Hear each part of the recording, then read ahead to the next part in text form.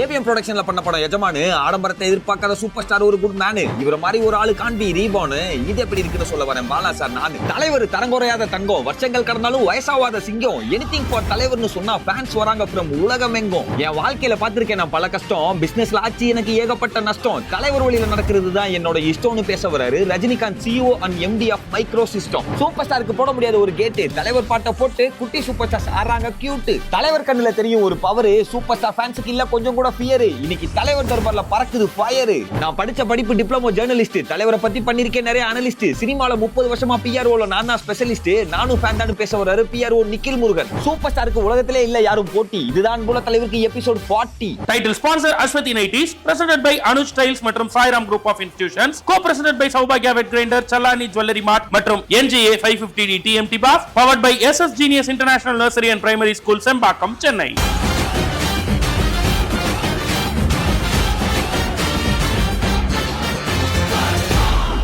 இதெல்லாம் எப்படிங்க எங்க இருந்துங்க எடுக்கிறீங்க அப்படின்னு கேட்டா உண்மையிலே அவரோ தெரியலங்க. ஆனா ஒரு தகவல்ல இருந்து இன்னொரு தகவலை தொட்டு போறதுக்கு எதையாவது ஒண்ணு தேடினா அதுக்குள்ள தலைவரோட ட்ரிவியா அப்படி அமையுது அப்படின்னு. எவ்வளவு ட்ரிவியாக்களுக்கு சொந்தக்காரர் இந்த மனுஷன் தினம் ஆச்சரியப்படுத்த வைக்கிற அந்த செக்மெண்ட் தான் இந்த இது எப்படி இருக்கு வித் பாலாண்ணா.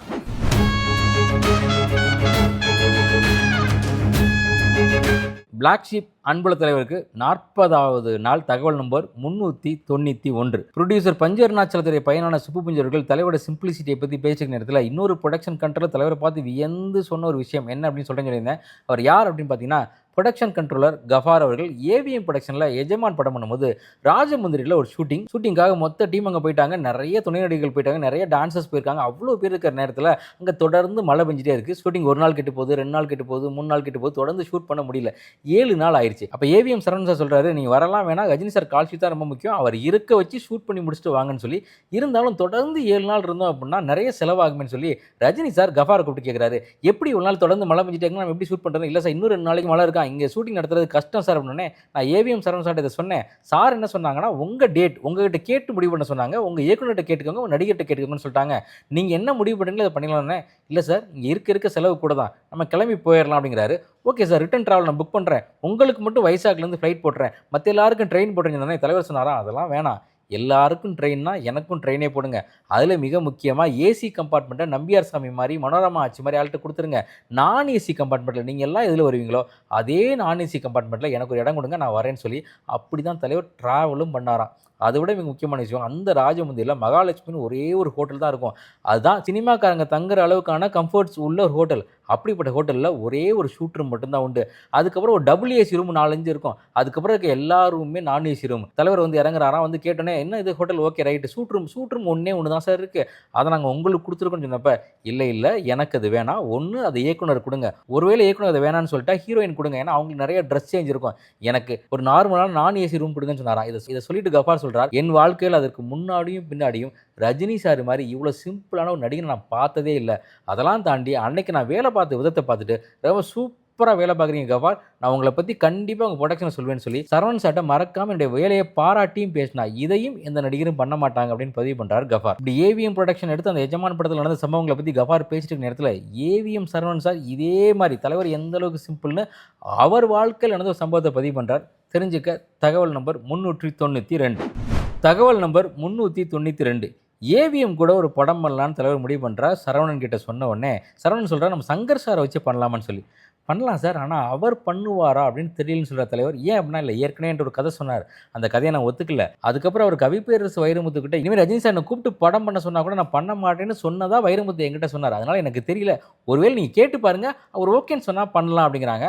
அப்படி ஏவிஎம் சரவணன் சார் சங்கட்டிக்கிறார், எனக்கு என்ன சார் தாராளமாக படம் பண்ணுன்னு சொல்லி உருவான படம் தான் சிவாஜி திரைப்படம். இந்த சிவாஜி திரைப்படம் உருவானப்போ ரஜினி சாரும் சங்கர் சாரும் ராகவேந்திர மண்டபத்திலேருந்து ரஜினி சார் ஏவிஎம் சரவனுக்கு ஃபோன் பண்ணாராம். ஃபோன் பண்ணி, நீ கிளம்பி வாங்க சார், நானும் சங்கரும் இருக்கும், நம்ம இந்த படத்தை பேசி முடிச்சாலே படம் புக் ஆக போகுது, படம் க்ளோஸ் ஆக போகுது, டீல் ஓகே ஆக போகுது அப்படின்னு சரவணன் சார் அட்வான்ஸ் கொடுத்துடலாம்ப்பா அப்படின்னு குமரன் சார்ட்ட சொல்கிறாராம். அப்போ நம்ம எப்படி இப்போ அட்வான்ஸ் கொடுக்குறது, நம்ம கையில் இப்போ காசே இல்லையே, நம்ம எல்லாம் செக்கில் தான் பண்ணுவோம், செக் எடுத்துகிட்டு போகிறான்னு கேட்டால் செக் கூட நம்ம பிரிண்டட் செக் தான் பண்ண முடியும், இப்போ எதுவுமே இல்லைன்னே ஒரு 1000 ரூபா காசு அவன்கிட்ட இருக்கான்னு கேட்டு 1001 ரூபா பாக்கெட்டில் எடுத்து வச்சு தான் ராகவேந்திர மண்டபத்துக்கு போகிறேன்.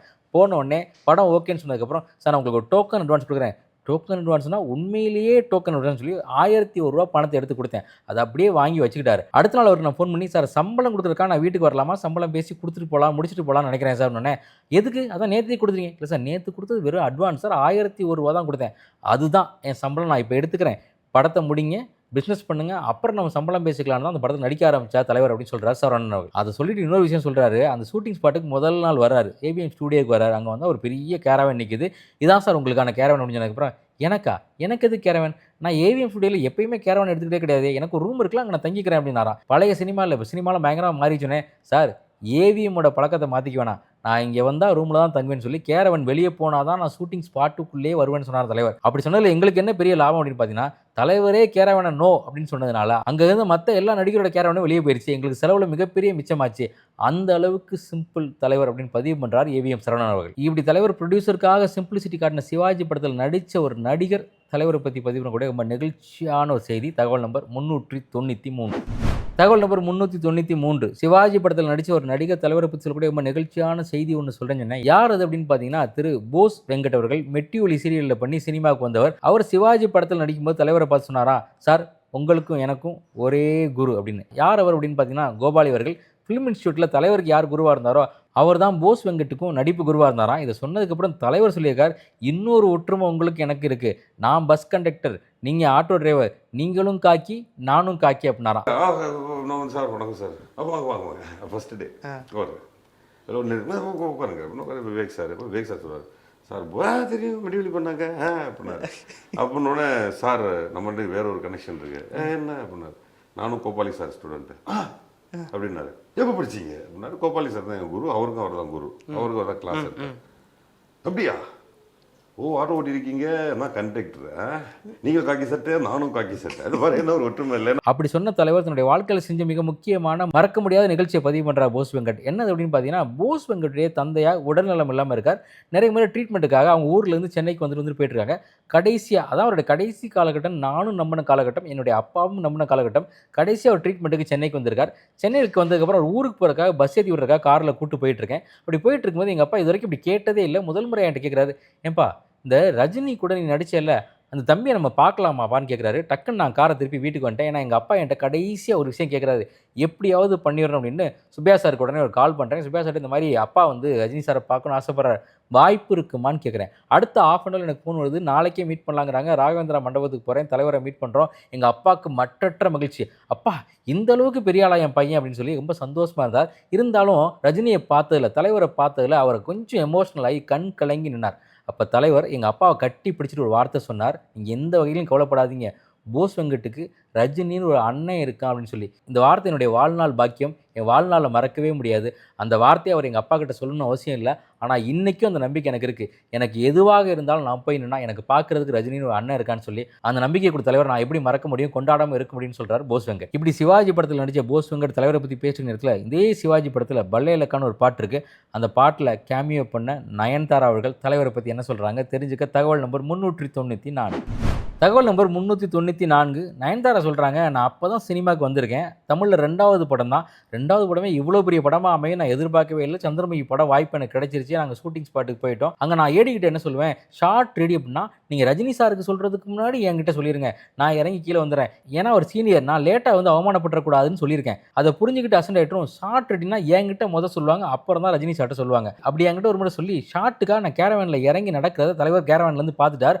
அங்கேருந்து இறங்கி குடுக்குன்னு ஓடி வந்து கேமரா முன்னாடி முதல்ல அவர் நின்றுட்டு, எப்பொழுதுமே ஷார்ட்டுக்கு ஷூட்டிங் ஸ்பாட்டுக்கு நான் தான் ஃபஸ்ட்டு வருவேன், இன்னொருத்தர் வரக்கூடாது, யார்ப்பா அந்த அசிஸ்டன்ட் டைரக்டர்ஸ் என்ன செய்றீங்க, ஷார்ட் ரெடினா முதல்ல எனக்கு சொல்கிறீங்க, அப்புறம் தான் எல்லாருக்கும் சொல்கிறீங்கன்னு சொன்னார். அந்தளவுக்கு குழந்தை மாதிரி ஓடி வந்து நின்னார்ல, அது அவர் சினிமா மேலே காட்டின டெடிகேஷன். அதை நான் புரிஞ்சுக்கிட்டேன்னு சொல்கிறாங்க நயன்தாரா. அன்னையிலேருந்து எந்த படம் ஷூட்டிங்னாலும் ஷார்ட் ரெடினா முதல்ல நான் போய் நிற்பேன். அதை நான் எங்கேருந்து கற்றுக்கிட்டேன்னா தலைவர்கிட்ட இருந்து கற்றுக்கிட்டேன்னு சொல்கிறாங்க நயன்தாரா. நான் அசிஸ்டன்ட் டைரக்டர்ஸ் கிட்ட என்ன சொன்னேன்னா, எனக்கு வந்து ஃபர்ஸ்ட் சொல்லிடுங்க, சாருக்கு போய் சொல்லு, ஏன்னா அவங்க ஃபர்ஸ்ட் சாருக்கு தான் சொல்லுவாங்க, ரெடி சொல்லிடுவாங்க, எனக்கு சொல்லிடுங்கன்னு சொல்லி நான் வந்து இறங்கிட்டேன்னு சொல்லி யாரும் சொல்லிட்டாங்க போல இருக்கு சார் கிட்ட. சார் வந்து அங்கிருந்து ஓடி ஃபர்ஸ்ட் போயிட்டாரு அவரு, சின்ன குழந்தை மாதிரி. ஆமா, நான் தான் ஃபர்ஸ்ட் போவேன், போயிட்டாரு அவரு. போய் ஷூட்டிங் ஸ்பாட்ல அவர் போய் ஃபர்ஸ்ட் போய் நின்னுட்டாரு. அதனால தான் தலைவர் ரஜினிகாந்தை நான் உண்மையிலேயே என்னுடைய டெமி காடா பார்க்குறேன்னு சொல்கிறாங்க நயன்தாரா. இப்படி தலைவரும் நயன்தாரா அவர்களும் இணைந்து நடித்த முதல் திரைப்படமான சந்திரமுகி திரைப்படத்தை ப்ரொடியூஸ் பண்ண பிரபுவுடைய அண்ணன் ராம்குமார் கணேசன் தலைவரை பற்றி என்ன சொல்கிறார் தெரிஞ்சுக்க தகவல் நம்பர் 395. தகவல் நம்பர் 395. மலையாளத்தில் வந்து வெற்றி பெற்ற மணிச்சித்திரத்தாள் பட தலைவர் பார்க்குறாரு. படம் ரொம்ப பிடிச்சி போச்சு. ஒரு தடவை பார்க்குறாரு, 2 தடவை பார்க்குறாரு, 3 தடவை பார்க்குறாரு. இந்த படத்தை எப்படியாவது பண்ணி ஆகணும் முடிவு பண்ணுறாரு. എന്താ ഞാൻ കൂടെ പോയാല് போகண்டா.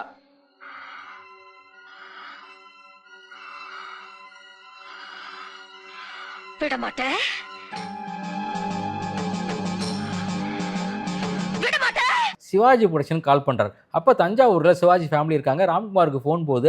அங்கே போனால் சின்ன சின்ன பசங்க விளையாண்டுட்டு இருக்க மாட்டாங்க. ஃபோன் எடுத்து ராம்குமார் இஸ் நாட் அவைலபிள் அப்படின்ட்டு ஃபோனை வச்சிட்டாங்க. தலைவருக்கு ஒன்றும் போயில. வேறு வழியில் ட்ரை பண்ணி ராம்குமார் ரீச் பண்ணதுக்கப்புறம் ராம்குமார்ட்ட சொன்னேன். ராம்குமார் தெரியல சார், சின்ன பசங்க யாராவது எடுத்திருப்பாங்க, என்ன விஷயம் கேட்டாங்க. இல்லை நான் ஒரு படம் பார்த்தேன், அந்த படத்தில் நடிக்கணும்னு ஆசைப்பட்றேன், அந்த படத்தை நீங்கள் ப்ரொடியூஸ் பண்ணணும்னு ஆசைப்பட்றேன் அப்படின்னு சொல்கிறார். அப்படி உருவான திரைப்படம் தான் சந்திரமுகி திரைப்படம். அந்த அறையில தான் அவன் முகத்துல ஒரு வித்தியாசமான மாற்றத்தை நான் கவனிச்சேன்.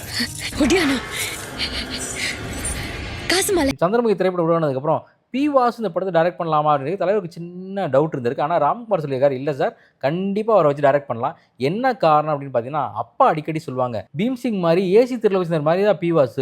எப்படி பீம்சிங்கும் திருலோச்சந்தர் என்கிட்ட வேலை வாங்கினாங்களோ அதே மாதிரி பிரபுகிட்ட வேலை வாங்குற ஒரு ஆள்னா பிவாஸ் தான். பிவாஸ் வச்சு என்ன படம் எடுத்தாலும் ஹிட் ஆகுன்னு அப்பா சொல்லியிருக்காங்க. இதையே அவர் நல்லபடியாக பண்ணுவார், நம்பிக்கையோடு இறங்கி பண்ணலாம் அப்படிங்கிறாங்க. அந்த படம் ஆரம்பிக்கும் போது இந்த படம் சில்வர் ஜூப்ளி மெகா ஹிட்டுங்கிற நம்பிக்கை 3 பேருக்கு இருந்துச்சு. ஒன்று ராம்குமார் கணேசன் ஆகிய நான், இன்னொன்று இயக்குனரான பிவாஸ், இன்னொன்று யார் அப்படின்னு பார்த்தீங்கன்னா சூப்பர் ஸ்டார் ரஜினிகாந்த். அவர் ஆரம்பத்திலே சொல்லிட்டார் இந்த படம் மெகா ஹிட்னு சொல்லி தான் ஷூட்டிங் ஸ்பாட்டுக்கே வந்தார். அப்போ நம்பிக்கை இல்லாமல் இருந்து பிரபு மட்டும்தான். ஆனால் எங்கள் 3 பேருக்கு இந்த படத்து மேலே மிகப்பெரிய நம்பிக்கை இருந்துச்சு. அதுதான் உண்மையாகவும் மாறிச்சு அப்படின்னு பதிவு பண்ணுறாரு ராம்குமார். அப்போ ஒரு ஸ்கிரிப்டை தொடரும் போதே அந்த ஸ்கிரிப்ட் மேலே எவ்வளோ நம்பிக்கை வச்சு எவ்வளோ ஸ்ட்ராங்காக கன்வின்சிங்காக தலைவர் இறங்குவாங்கிறதுக்கு இந்த சம்பவம் மிக முக்கியமான ஒரு சாட்சி. இதோட சேர்த்து இன்னொரு இன்ட்ரெஸ்டிங்கான செய்தி சொல்கிறேன். இந்த படத்தில் முதல்ல யாரை நடிக்க வைக்கலாம்னு ராம்குமார் நினச்சிட்டு இருந்தாருன்னா அர்ஜுனையும் பிரபுவும். அர்ஜுன் தான் ரஜினி சார் கேட்டில் பண்ணுறதா இருந்தது. அதுக்கப்புறம் தலைவர் கேட்டதுனால இந்த கேரக்டர் தலைவர்கிட்ட வந்துச்சு. படமும் மிகப்பெரிய ஹிட் ஆச்சு. இப்படி ப்ரொடியூசர் ராம்குமார் தலைவரை பற்றி வியந்து பேசிட்ட நேரத்தில் ப்ரொடியூசர் சிவா அவர்கள், அம்மா கிரியேஷன் சிவா அவர்கள் தலைவரோட சிம்பிளிசிட்டியை பற்றி சொல்லக்கூடிய இன்னொரு இன்ட்ரெஸ்டிங்கான சம்பவம் தெரிஞ்சுக்க தகவல் நம்பர் 396. இது எப்படி இருக்கு?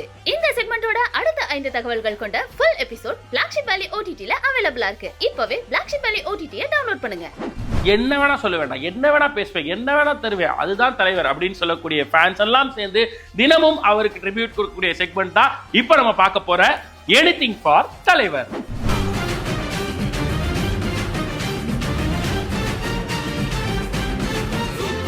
என் பேர் ஹேமேஸ்வர், மிஸ்டர் கோலிஸில் மார்க்கெட்டிங் ஹெட்டாக ஒர்க் பண்ணிருக்கேன். தலைவரை பற்றி ஆரம்பிக்கணும் அப்படின்னா எனக்கு ஃபஸ்ட்டு ரிமெம்பர் பண்ணுற மொதல் விஷயம் வந்து சந்திரமுகி தான். அதுவும் நான் எப்படி பார்த்தேன் அப்படின்னா டிவியில் தான் பார்த்தேன். கேடிவியில் உட்காந்துட்டு ஃபேமிலியாக உட்காந்து பார்த்துட்டு இருந்தோம். அப்போது ஃபஸ்ட்டு என்ட்ரன்ஸ் வரும்போது தலைவரோட ப்ரெசன்ஸே வந்துட்டு பயங்கரமாக இருந்துச்சு. அந்த அரை அரைன்னு பாட்டு வரும்போதே அவ்வளோ சந்தோஷமாக இருந்தேன். அவர் ஸ்டைலு, அந்த செரிஷ்மா இருக்கு இல்லையா, ஸோ அது வந்து இப்போ வரைக்குமே எப்போ ஸ்க்ரீனில் பார்த்தாலுமே அதே மாதிரி தான் இருக்குது. அது வயசு ஆகுதா இல்லையா அப்படின்னு தெரியல. ஸோ அந்த மனுஷனுக்கு எப்போ தான் வயசு ஆகும் அப்படின்ற மாதிரி தான் இருக்குது. ஸோ இன்னமும் வந்துட்டு அந்த வாக்குன்றது இருக்கு இல்லையா, ஸோ அந்த தலைவர் அப்படின்னாலே அந்த வாக்கு வச்சு தான் நம்ம சொல்லிவிடுவோம் அது தலைவர் தான். எந்த நிழல் காமிச்சா கூட போதும், இல்லை அவர் வந்து நடந்து வராரு, இல்லை எப்படி சொன்னாலுமே அவர் வாக்கு வச்சு நம்ம சொல்லிடலாம் அது தலைவர் தான், எது தலைவர் மட்டும்தான் பண்ண முடியும் அப்படின்னு சொல்லி. ஸோ அவருக்கான மேனரிசம்ஸு, ஸோ அந்த ஸ்டைலு, இப்போது சிகரெட் பிடிக்கிறதுலேருந்து சரி எல்லாமே வந்துட்டு தலைவரை ரீப்ளேஸ் பண்ண முடியாது எப்போவுமே. எனக்கு பெஸ்ட் எக்ஸ்பீரியன்ஸ்னு சொல்லணும்னா எனக்கு வந்து இந்த கோச்சடையான் தான் நான் சொல்லுவேன். ஏன் கோச்சடையான்னா யாருக்குமே அவ்வளோவா அந்த படத்துக்கு மேலே அவ்வளோ ஈர்ப்பு இல்லாத மாதிரி இருந்துச்சு ஃபஸ்ட்டு ஸ்டார்டிங்கில். எனக்கு கோச்சடையான் ஏன் ரொம்ப பிடிக்கும் அப்படின்னா, ஸோ ஃபஸ்ட்டு 3D மூவி அப்படின்ற மாதிரி, அந்த 3D அனிமேஷனில் பண்ணுற மூவி அப்படின்ற மாதிரி இருந்துச்சு. ப்ளஸ் இன்னொன்று அப்போது அந்த படம் ஹைப் ஆனது இன்னொரு விஷயம் என்னென்னா தலைவரோட லாஸ்ட் படம்னு சொல்லி ஹைப் பண்ணிருந்தாங்க. எனக்கு வந்து அது பயமாக இருந்துச்சு. தலைவரோட லாஸ்ட் படம் அப்படின்னா இதுதான், இதுக்கப்புறம் இருக்காதா, அதை வந்து நம்ம ரியலாக பார்த்துடலாமே, நேராக பார்க்குறத விட தலைவர் 3Dயை பார்க்குறத விட ரொம்ப எப்படி இருக்கும், ஆர்டிஃபிஷியலாக இருக்குமா, எப்படி இருக்கும்னு நினச்சிட்டு இருந்தேன். பட் ஆனால் அந்த கதை வந்து பயங்கர கனெக்டிவாக இருக்கும். ஸோ அதில் ஒரு டைலாக்ஸ்லாம் வரும். ஸோ அதெல்லாம் வந்து இன்னமும் இப்போ பேசும்போது எனக்கு ஞாபகம் வருது. பக்தியும் பயமும் மனதில் இருந்தால் போதும், அதை வயிற்றுக்கு கொண்டு வர வேண்டும். அதுக்கப்புறம் பார்த்தீங்கன்னா தலைவரோட ரொம்ப எனக்கு பிடிச்ச படம் அப்படின்னு பார்த்தா எந்திரன் எனக்கு பிடிக்கும். காமெடி கேரக்டர், அந்த சிட்டி வந்து பண்ணுற காமெடிஸு, ஸோ அதுக்கப்புறம் வந்து அவரே டபுள் ஆக்ஷனாக நடிக்கிறது, ஸோ அப்போ அந்த ஏஜ் டிஃப்ரென்ஸ்க்கு ஏற்ற மாதிரி மேனரிசம்ஸ் காட்டுறது, ஸோ அதெல்லாம் வந்துட்டு அவர் எப்படி அந்த மாதிரி பண்ணுறாரு அப்படின்றது ரொம்ப வியப்பாக தான் இருந்துச்சு. இந்திரனோட மேக்கிங்கே பார்த்தோன்னா அது ஒரு தனி டாக்குமெண்ட்ரி தான். தலைவரோட அந்த பிஹைண்ட் த சீன்ஸ்லாம் பார்க்கும்போது அந்த ஒர்க்கு, ஸோ அவ்வளோ ஒர்க் வந்து அந்த டைமில் போடும்போது எப்படி இருக்கும் இந்த படம், அந்த ஹைப் எப்படி இருக்கும் அப்படின்றது ரொம்ப அது க்யூரியாசிட்டி ரொம்ப எடுத்து கொடுத்துட்டே இருந்துச்சு. ஸோ அந்த விஷுவலாக பார்க்கும்போது தேட்டரில், அவ்வளோ பெரிய தேட்டரில் பார்க்கும்போது அந்த ரயில்வே ட்ராக்லலாம் அந்த சீன்லாம், அந்த ஃபைட்லாம் எப்படி பண்ணியிருப்பாங்க, தலைவர் எப்படி ஃபைட் பண்ணியிருப்பாரு, அது ரோபோட் மாதிரியே தான் இருக்கும். ஆனால் அவர் தலைவர் தான் நடிச்சிருப்பார் அப்படின்றது நம்பவே முடியாத மாதிரி இருக்கும். அவ்வளோ ரியலிஸ்டிக்காக பண்ணியிருப்பாங்க.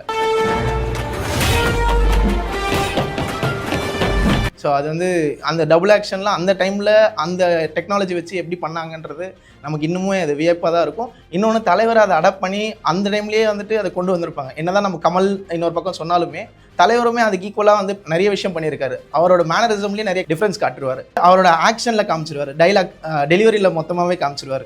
ஸோ ஒரு கதைக்கு இந்த மாதிரி கேரக்டர் தான் பண்ண போகிறாருன்னா அதுக்கேற்ற மாதிரி தான் டைலாக் பவர் டெலிவரி வரும். சார் ரஜினி சார், நீங்கள் 50 வருஷம் தாண்டி இப்போவும் வந்துட்டு இன்ஸ்பைரிங்காகவே பண்ணிகிட்டு இருக்கீங்க. சூப்பர் ஸ்டாராகவே இன்னும் 50 வருஷமாகவும் இண்டஸ்ட்ரியில் இருக்கீங்க. ஸோ இது வந்து பயங்கர இன்ஸ்பைரிங்காக இருக்குது. ஸோ இன்னமும் நீங்கள் நிறைய பேருக்கு இடாலாக இருக்கீங்க. ஸோ இதே மாதிரி நீங்கள் வந்து நிறைய படம் நடிக்கணும், தியேட்டரில் நாங்கள் பார்த்து நாங்கள் இன்னும் அந்த விசில் தட்டி கை தட்டி என்ஜாய் பண்ணிக்கிட்டே இருக்கணும்னு நினைக்கிறோம். So belated happy birthday also. என் பேர் மகேஸ்வர ராவ், என் கம்பெனி பேர் விவி அம்பிகை ஆட்ஸ். தலைவர் எவ்வளோ பிடிக்கும்னா அதுக்கு வந்து வார்த்தையில் என்னால் சொல்லவே முடியாது. அதுக்கு என்னால் மெஷர் பண்ணி சொல்கிறதுக்கு எனக்கு வராது. என் வீட்டில் வந்து நாங்கள் பாஷா படத்தை கிட்டத்தட்ட ஒரு 100 வாட்டிக்கு மேலே பார்த்துருப்போம். அண்ணாமலையை அதே மாதிரி தான், அருணாச்சலம் ஆகட்டும், எவ்ரி திங், படையப்பா ஆகட்டும், இது எல்லாமே like we are hardcore fans for Rajini sir. ஒரு குசேலனில் சொல்லியிருப்பார், எல்லாருக்கும் வந்து ஒரு நண்பன், அந்த மாதிரி ஒரு நல்ல நண்பன் உங்க கூட இருந்தாருன்னா எவ்வளோ பெரிய டவுன்ஃபாலாக இருந்தாலும் அந்த நண்பன் நம்மளை தூக்கி விட்டுடுவார். நான் இந்த இண்டஸ்ட்ரிக்கு வரும்போது கேபிள் இண்டஸ்ட்ரிக்கு முன்னாடி வீடியோ கேசட் அட்வர்டைஸிங்கோடு ஆரம்பித்தோம். அப்போவும் எங்களுக்கு வந்து தலைவர் படம் வந்ததுன்னா எங்கள் கடையில் வந்து செலிப்ரேஷனாக தான் இருக்கும் வீடியோ லைப்ரரியில். இன்றைக்கி 10 மணிக்கு வருதுன்னா எங்களுக்கு 8 மணிலேருந்து லைன் கட்டுவாங்க, தலைவர் கேசட் வேணும், தலைவர் கேசட் வேணும், தலைவர் ஆடியோ கேசட்டாக இருந்தாலும் சரி, வீடியோ கேசட்டாக இருந்தாலும் எங்களுக்கு அந்த கரிஷ்மாவை நாங்கள் பார்த்தோம். ராஜாதி ராஜாவா படம் ரிலீஸ் ஆகுது. கிட்டத்தட்ட எனக்கு வந்து கேசட் இன்னும் வர்றதுக்கே டைம் ஆகும்னாலும் கிட்டத்தட்ட 50 பேர் நிற்கிறாங்க. என்னப்பா கொடுக்குறேன்பான்னு, இல்லை நாங்கள் வெயிட் பண்ணுறோன்ட்டு அந்த கேசட் எடுத்துகிட்டு போகிறதுக்காக. அந்த மாதிரி வந்து அந்த கிரேஸ் எல்லாம் வந்து தலைவரோட படத்துக்கு தான் நாங்கள் பார்த்துருக்கோம். சரி, வாழ்க்கையில் நம்ம சக்ஸஸ் ஆகிறதுக்கு ஒரே ஒரு வழி தான் இருக்குது. தலைவர் சொல்கிற மந்திரம் தான். என்னது?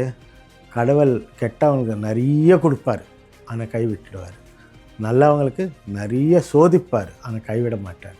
ஸோ அந்த பிரின்சிபலை நம்புங்க, கரெக்டான வழியில் போங்க, கடவுளோட அனுகிரகம் முழுசாக உங்கள் கையில் இருக்கும். நல்லவங்களை ஆண்டவன் சோதிப்பான், கைவிட மாட்டான். கெட்டவங்களுக்கு ஆண்டவன் நிறைய கொடுப்பான், ஆனால் கைவிட்டுடுவான். தலைவரே, many more happy returns of the day. Editing for தலைவர்ல நீங்களும் இதே மாதிரி ஏதாவது தலைவரை பத்தி ரொம்ப சுவாரஸ்யமான விஷயம் இருக்கு, எனக்கும் என் லைஃப்லயும் அவருடைய கனெக்ட் ரொம்ப பெருசா இருக்கு நீங்க நினைச்சீங்கன்னா உடனடியா அதை வீடியோ பண்ணுங்க. ஷார்ட் அண்ட் கிறிஸ்பா அந்த வீடியோ பண்ணி நல்ல குவாலிட்டி வீடியோவா வாட்ஸ்அப்ல இந்த ஸ்கிரீன்ல தெரியல இந்த நம்பருக்கு தட்டி விடுங்க.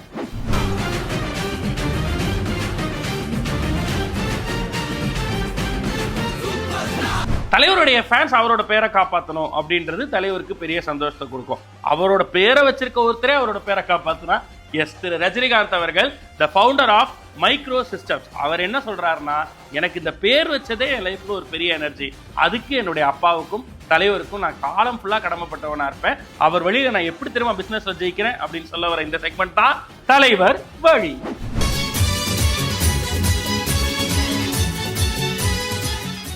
ஹலோ, என் பேர் ரஜினிகாந்த், தலைவரோட நேம் சேக். நான் வந்து சில electronic retail businesses come distribution plus textile plus retail for Samsung and Ray-Ban business பண்ணிட்டுருக்கோம்.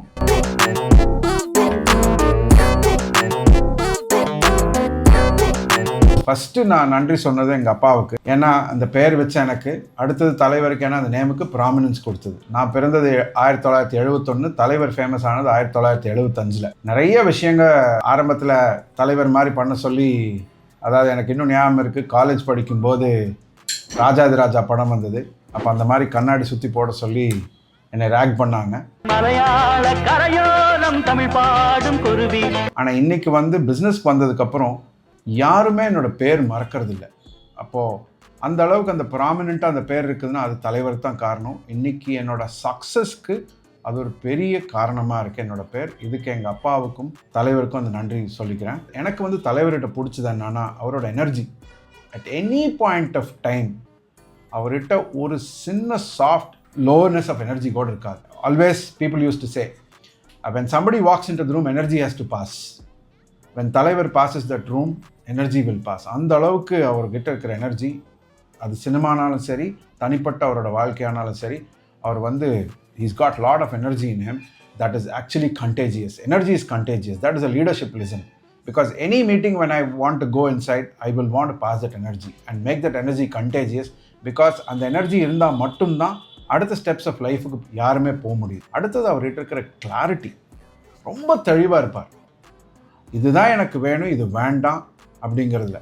அதில் எங்கே நான் சொல்வேன்னா, சினிமா மாதிரி ஒரு போர்ட்டல் இருக்கிற ஒரு இண்டஸ்ட்ரி கிடையாது. அதே மாதிரி கீழே விழுந்தோம்னா தூக்கி விடுறதுக்கான வழியே இருக்காது. அவங்கள தான் எழுந்திரிச்சு வரணும். அதில் வந்து மன்னன் படத்தில் ஒரு டைலாக் சொல்லுவார், வெற்றி நிச்சயம் ஆனால் you have to swallow your failures. வெற்றி நிச்சயம் ஆனால் உங்கள் தோல்விகளை நீங்கள் முழுங்க கற்றுக்கணும் அப்படிமா. தோல்விதான் ஒவ்வொரு மனுஷனுடைய வெற்றிக்கும் முதல் படி, அதை தெரிஞ்சுக்கோ. தலைவர் வழியில ரஜினிகாந்த் அவர்கள் தலைவரை பத்தி பகிர்ந்துகிட்ட விஷயங்களை முழு வீடியோவா பார்க்க இப்பவே பிளாக் ஷிப் வேலி OTT டவுன்லோட் பண்ணுங்க. தலைவரோட ஃபேன்ஸை பொறுத்தவரையும் தூக்கத்தில் எழுப்பி கேட்டா கூட அவரை பத்தி பேசிடுவாங்க. அவரை பத்தி ஏதாவது ஒரு கேள்வி கேட்டா அதுக்கு பதில் சொல்லுவாங்க. ஆனா ஒரு 2 வயசு குழந்தை தூக்கத்தில் இருக்கப்ப தலைவருக்கு வைப்படுதுங்க. எப்படின்னு பார்க்கணும்ல, பார்க்கலாம் ஆன் குட்டி சூப்பர் ஸ்டார்.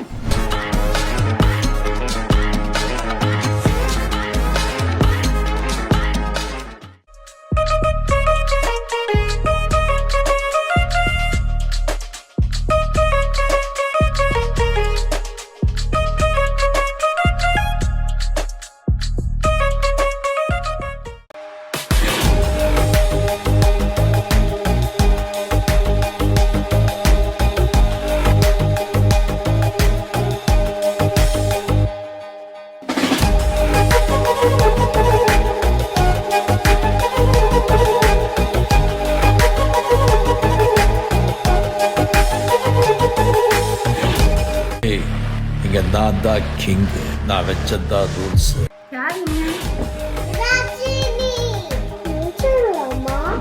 இது மாதிரி என்கிட்ட ஒரு வீடியோ இருக்குப்பா, என்னுடைய குட்டீஸ் இங்கே வைப் பண்ண வீடியோ இருக்கு, தேட்டரில் பார்த்த வீடியோ இருக்கு, இப்படின்னு உங்கள்கிட்ட இருக்கக்கூடிய வீடியோஸ் இல்லை இப்போ ஏதாவது தலைவருக்கு டெடிகேட் பண்ண முடியும் உங்களுடைய குட்டீஸால அப்படின்னா அது எல்லாத்தையும் வீடியோ பண்ணி ஸ்க்ரீனில் தெரியக்கூடிய இந்த நம்பருக்கு ஹை குவாலிட்டி வீடியோவா வாட்ஸ்அப்பில் தட்டி விடுங்க.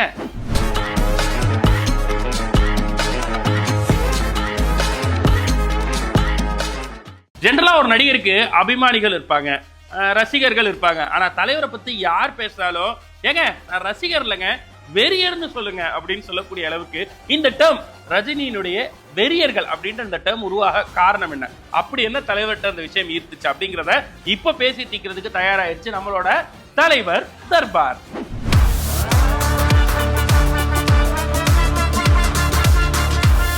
உங்க தலைவரோட பேரை தான் பேரோட இணைச்சு எப்பவுமே வாழ்ந்துட்டு இருக்கீங்கன்னு அப்பெல்லாம் தெரியுது. இங்க எவ்வளவு ரசிக்கிறேன். நீங்க ஃபர்ஸ்ட் எந்த படத்தை பார்த்துனா தலைவரோட ஃபேனா நீங்க?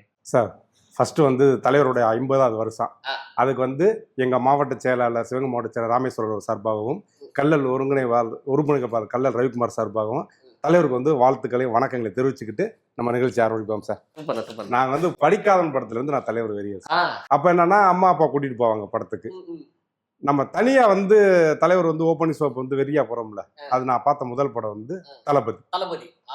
நான் பார்த்த ஃபர்ஸ்ட் படமே பெஸ்ட் படமா அமைஞ்சு போச்சு. அதாவது தனியா போயிட்டு ரசிகர்களோட போயிட்டு ஜாலியா நண்பர்களோட போயிட்டு அதுல இருந்து நம்ம தலைவர் வெறியர் இருந்தேன் சார். ஆமா, நீங்க சொல்லுங்க, நீங்க எந்த படம்? நான் வந்து எனக்கு ஒரு 3 வயசு இருக்கும்.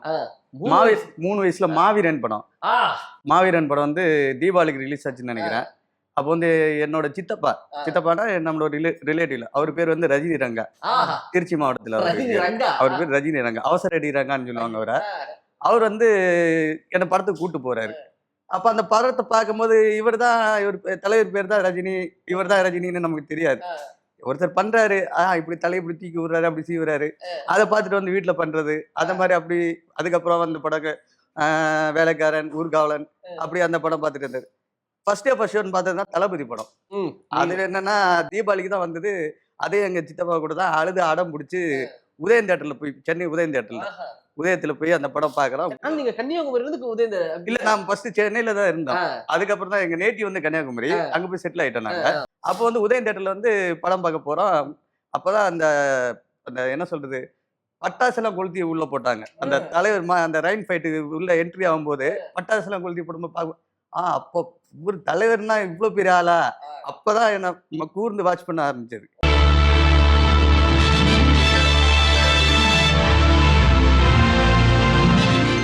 அதுக்கப்புறம் பார்த்தோன்னா பாஷா படம் வந்து ஒரு 6th படிக்கிறேன். அப்போ வந்து பாஷா படம் அதை உதயம் தேட்டர்ல தான் நான் பார்க்க வரேன்.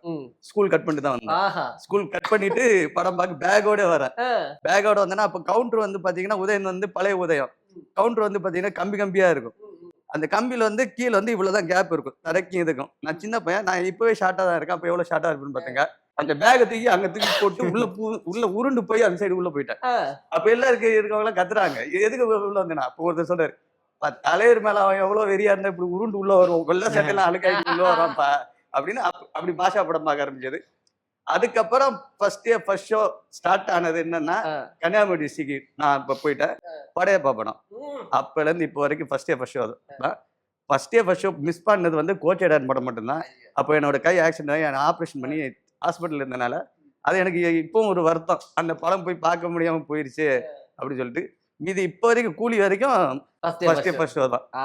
தலைவர் தர்பார்ல தலைவருடைய வெறி என்ற டாபிக்ல பேசின முழு வீடியோவை பார்க்க இப்பவே Black Sheep Valley OTT-யை டவுன்லோட் பண்ணுங்க. இவர் எங்க போனாலும் பயங்கர ஃபாஸ்டா இருப்பார், பயங்கர ஸ்டைலோட நடந்துக்குவார். இவர் ஒரு பிஆர்ஓவா இருந்தாலும் பாக்குறதுக்கு ஒரு ஸ்டாராவே தெரிவார். அப்படிப்பட்ட இவருக்கு பின்னாடி இத்தனை ரகசியங்கள் இருக்கா அப்படின்னு யோசிக்கிற அளவுக்கு ஒரு பிஆர்ஓவா இருக்கக்கூடிய ரசிகர் மன்றம்லாம் வச்சிருக்கேன் தலைவருக்கு அப்படின்னு சொல்ல வராரு நம்ம நிக்கில் முருகன் அண்ணன். ஸோ அவருடைய இந்த ஜேர்னில அவர் எப்படி தலைவரோட ஃபேன் ஆனார் அப்படிங்கறத சொல்ல வர இந்த செக்மெண்ட் நானும் ஃபேன் தான்.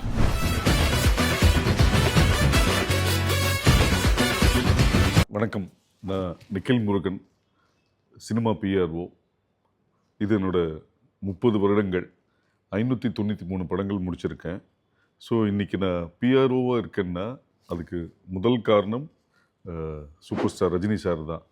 இந்த ப்ரோக்ராம் அன்புள்ள தலைவருக்கு, அதை நம்ம பிரியமான தலைவருக்குன்னு சொல்லலாம், இல்லை ஸ்நேகமுடன் தலைவருக்குன்னு கூட சொல்லலாம். இதில் ஒன் ஆஃப் தி பார்ட்டாக நான் இருக்கிறதுல ரொம்ப சந்தோஷப்படுறேன். நான் பிஆர்ஓ ஆனதுக்கும் தலைவருக்கும் என்ன சம்பந்தம்ன்றது பல பேருக்கு தோணலாம். சில பேருக்கு தெரிஞ்ச ஒரு விஷயம் என்னென்னா, நான் வந்து பேசிக்கலியே ஜேர்னலிஸ்ட். நான் டிப்ளமோ இன் ஜேர்னலிசம் முடிச்சுட்டு என்னோடய தாத்தா வந்து தினமணியோட முதல் ஆசிரியர் டிஎஸ் சொக்கலிங்கம்னு சொல்லிட்டு. ஸோ அவரை மாதிரி நான் ஒரு ஜேர்னலிஸ்ட்டாக வரணும்னு சொல்லிட்டு நான் ஆசைப்பட்டு நான் என்னோடய பயணத்தில் ஜேர்னலிஸ்ட்டாக சினிமா எக்ஸ்பிரஸ், பொம்மை, வண்ணத்திரை இது மாதிரி பத்திரிகையில் எழுதிட்டு இருக்கும்போது, சினிமா எக்ஸ்பிரஸில் பயணிட்டு இருக்கும்போது பாஷா படம்னு ஒரு படம் ஷூட்டிங் நடந்துட்டு இருந்தது. அந்த ஷூட்டிங் நடந்துட்டு இருக்கும்போது எடிட்டரோட நான் போய் அந்த ஷூட்டிங் கவரேஜ்க்காக போவேன். இப்போ அந்த க்ரீன் பார்க் இருக்கிற இடம் தான் அந்த பாஷாவில் இருக்க ஆட்டோகாரன் செட்டு போட்ட இடம். எடிட்டரோடு சேர்ந்து எல்லாரோட இன்டர்வியூஸ்லாம் எடிட்டர் எடுக்கும்போது கூட இருந்து அப்சர்வ் பண்ணி நானும் இன்டர்வியூ பண்ணுறது, எழுதி கொடுக்கறதுன்னு இருக்கும்போது அது படம் சம்மந்தப்பட்ட புகைப்படங்களை வந்து அந்த படத்தோட பிஆர்ஓ மூலியமாகவும் அந்த கம்பெனிலேருந்து வாங்கி ரெகுலராக சினிமா எக்ஸ்பிரஸ் அட்டையில் பல வாட்டி பாஷா படம் இடம்பெற்றிருக்கு. படம் சம்மந்தப்பட்ட டெக்னீஷியன்ட்ட இந்த படம் வந்து ரிலீஸ் ஆகிற போது இதோட ப்ரெஷ் ஷோவில் வந்து எனக்கு ஒரு டிக்கெட் வேணும். ஏன்னா நான் வந்து பேசிக்கலி வந்து ரஜினி சார் ரசிகர். அது மட்டும் இல்லாமல் 1983 தங்கமகன் படம் வரும்போது கலைமாமணி புரட்சி நாயகன் ரஜினிகாந்த் ரசிகர் மன்றம்னு ஒரு விஷயம் ஆரம்பித்து நான் அதுக்கு தலைவராக இருந்துகிட்ருக்கேன். எங்களோட பதிவு எண் 319 ரசிகர் மன்ற இது. அப்போ எனக்கு ஒரு டிக்கெட் வேணும் அப்படின்னு மாதிரி சொல்லி இருக்கும்போது டெஃபினெட்லி டிக்கெட் கொடுக்குறோம், நீங்கள் பாருங்கன்னு சொன்னாங்க. ஸோ அது வரைக்கும் ஜேர்னலிஸ்ட்டாக பயணிச்சுட்டு இருந்தேன். நான் வந்து பாஷா ரிலீஸ் ஆச்சு January 12, 1995. அப்போ வந்து ஆல்பர்ட் தேட்டரில் அந்த படத்தோட ஷோ போட்டாங்க. ஷோ போடும்போது நான் எடிட்டரை கூட்டிகிட்டு போகும்போது அவர் சொன்னார், உங்களுக்கு நான் டிக்கெட் சொல்லியிருக்கேன், உங்களுக்கு கொடுப்பாங்க அப்படின்னு சொன்னார். நான் வெயிட் பண்ணி டிக்கெட் கேட்டுகிட்டே இருந்தேன். வெயிட் பண்ணுன்னாரு. யாரோ போயிட்டு இருக்காங்க, டிக்கெட் கடைசி வரைக்கும் கொடுக்கவே இல்லை. கடைசியில் படமும் ஆரம்பிச்சது, ஆட்டோக்காரன் சாங்கும் போயிட்டு இருக்கும்போது நான் சொன்னேன், சார் டிக்கெட் கொடுக்குறேன்னு சொன்னீங்களேன்ற போது, நீலாம் ஃபஸ்ட் டே படம் பார்க்கலன்னா என்ன அவசியம் அப்படின்னு சொல்லி அங்கேருந்து போலீஸ்காரன் சொல்லி டிக்கெட் இல்லாத ஆளில் வெளில அனுப்புன்னு சொல்லிட்டு ஒரு போலீஸ்காரர் வந்து என்னை சட்டை பிடிச்சி ஆல்பர்ட் தேட்டர் வாசலில் வந்து தள்ளி விட்டார்.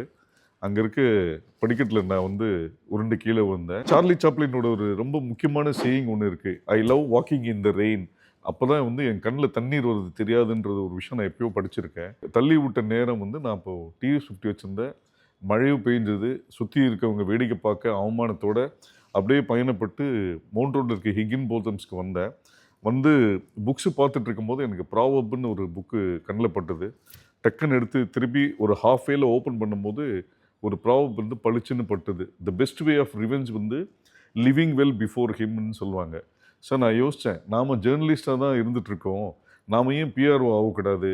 ஸோ இன்றைக்கி நடக்கிற அவமானத்தை வந்து நம்ம ஏன் வந்து மாற்றக்கூடாது? அது வாழ்க்கை என்னும் போராட்டத்தில் நம் பயணித்து கொண்டிருக்கும் போது சமூகம் பல வேலைகளை போடும், தாண்டி விடுவாயா என்று எச்சரிக்கும்னு சொல்லுவாங்க. ஸோ நாம் இதுலேருந்து நம்ம பிஆர்ஓ ஆகி நம்ம ஏன் ரஜினி சாருக்கே பிஆர்ஓ ஆகக்கூடாதுன்றதை அன்னைக்கு உழைச்சி அதுக்கப்புறம் நான் பிஆர்ஓ ஆகி பாபா படத்தில் ரஜினி சாருக்கும் நான் பிஆர்ஓ ஒர்க் பண்ணி 5 வருஷம் அவருக்கு நான் பர்சனல் பிஆர்ஓவும் நான் ஒர்க் பண்ணியிருக்கேன். நானும் ஃபேன் தான்ல. நிக்கில் முருகன் அவர்கள் தலைவரை பத்தி பகிர்ந்துகிட்ட விஷயங்களை முழு வீடியோவை பார்க்க இப்பவே பிளாக் ஷிப் வேலி OTT-யை டவுன்லோட் பண்ணுங்க. தலைவர் நிற்பது, நடப்பது, சிரிப்பது, பேசுவது, இது எல்லாமே நாம் அனுதினமும் கற்பது. இப்போ முடிவுக்கு வந்திருக்கோம் எபிசோட் 40. எஸ், இன்னும் 10 நாட்கள் இருக்கு. 10 நாட்கள் ரஜினிசம் குறையாம தலைவருடைய இந்த 50 வருஷத்தை கொண்டாடுற இந்த பயணத்துல நிறைய சுவாரஸ்யமான தகவல்கள் உங்களுக்காக காத்துட்டு இருக்கு. நீங்க பண்ண வேண்டியதெல்லாம் தொடர்ந்து இதை சித்திரம் டிவில இரவு 7 மணிக்கும் இதனுடைய ஷார்ட் வெர்ஷனை டெய்லி ஹைலைட்ஸா பிளாக் ஷீப்னுடைய யூடியூப் சேனல்லையும் அண்ட் முன்னாடியே பார்க்கணும், அன்கட்டா பார்க்கணும் அப்படின்னு நினைக்கக்கூடியவங்க காலையிலே இந்த ஃபுல் எபிசோட்ஸை அன்கட்டா பார்க்கலாம் on black sheep value OTT. Download பண்ணுங்க, சப்ஸ்கிரைப் பண்ணுங்க. மறுபடியும் உங்க எல்லாரும் வந்து நாளைக்கு சந்திக்கும் வரை உங்களிடம் விடைபெறுவது RJ Vignesh and entire black sheep family. இது அஸ்வதி நைட்டிஸ் வழங்கிய பிளாக் ஷீப் அன்புள்ள தலைவருக்கு. Title sponsor Aswathi nighties, presented by Anuj styles மற்றும் Sairam group of institutions, co presented by சௌபாக்யா wet grinder, Challani jewellery mart மற்றும் NGA 550D TMT bars, powered by SS Genius International Nursery and Primary School, Sembakkam, Chennai.